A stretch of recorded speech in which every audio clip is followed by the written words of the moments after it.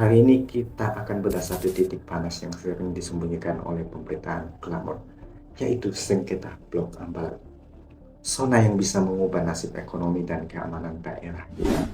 Blok Ambalat merupakan salah satu kawasan di perairan Sulawesi. Bukan sekedar titik di peta, ini adalah salah satu sumber migas yang potensial, sekaligus medan uji coba kapasitas negara dalam menjaga kedaulatan.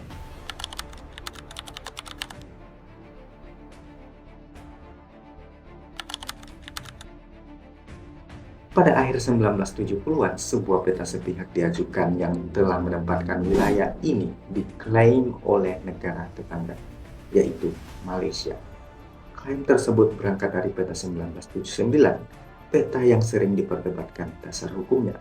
Namun, Indonesia menolak klaim sepihak tersebut dan berpegang pada aturan internasional tentang hak maritim.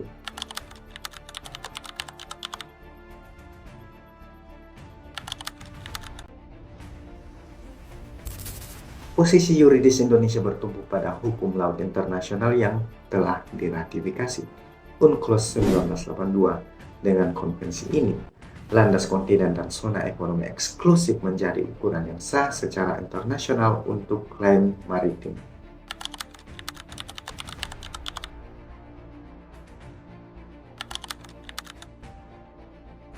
Tentunya akan ada pelanggaran wilayah. Kapal-kapal asing bisa masuk ke zona yang kita anggap milik negara kita. Kemudian akan ada klaim konsesi migas sepihak yang bisa merusak hak eksploitasi nasional. Kemudian juga ada risiko insiden militer di tengah laut. Satu kesalahan kecil saja bisa menimbulkan konflik yang besar.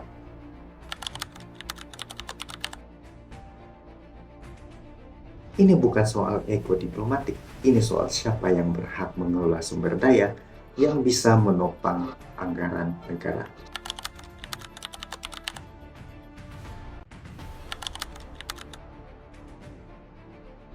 Selain Kementerian Luar Negeri, institusi pertahanan lapangan seperti Angkatan Laut bertindak sebagai alat pencegahan, patroli, pengawasan, dan kehadiran nyata di laut. Kehadiran tersebut bukan untuk pamer kekuatan, itu praktik deterrence yang mencegah agar klaim sepihak tak menjadi kenyataan.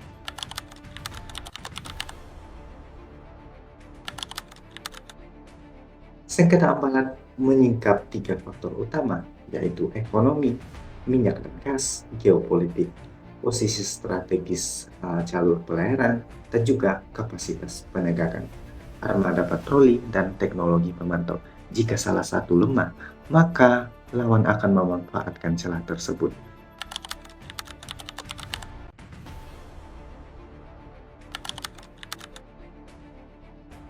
Ketika kita gagal mempertahankan satu titik perbatasan, itu dapat membuat klaim lain dari negara lain tampil percaya diri. Hilangnya penguasaan efektif berarti kehilangan hak atas sumber daya, dan itu berujung pada berkurangnya pendapatan negara, ketegangan sosial di daerah perbatasan, dan potensi konflik yang lebih luas.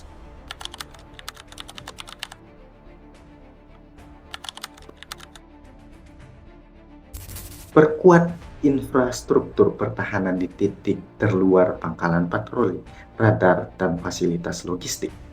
Tunjukkan penguasaan efektif, percepat kegiatan eksplorasi dan infrastruktur ekonomi di wilayah tersebut.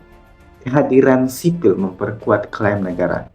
Diplomasi aktif tapi tegas, forum internasional dan dialog bilateral harus ditempuh sambil mempertahankan opsi penegakan di lapangan.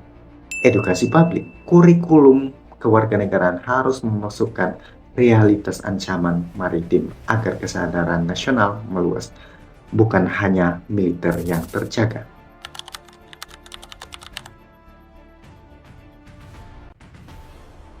Diplomasi tanpa kemampuan di lapangan adalah surat kosong. Kehadiran di laut adalah bahasa yang paling dipahami oleh negara-negara yang berpikir oportunistik. Kita tidak sedang berperang, kita sedang diuji. Apakah bangsa ini mampu mempertahankan apa yang menjadi miliknya? Kalau kita kalah di meja peta, bukan hanya peta yang berubah, masa depan generasi kita yang berubah. Bangun kehadiran nyata, percepat ekonomi di perbatasan, dan jangan biarkan klaim sepihak menjadi norma. Karena kedaulatan adalah hak yang memang harus dijaga, bukan ditawar.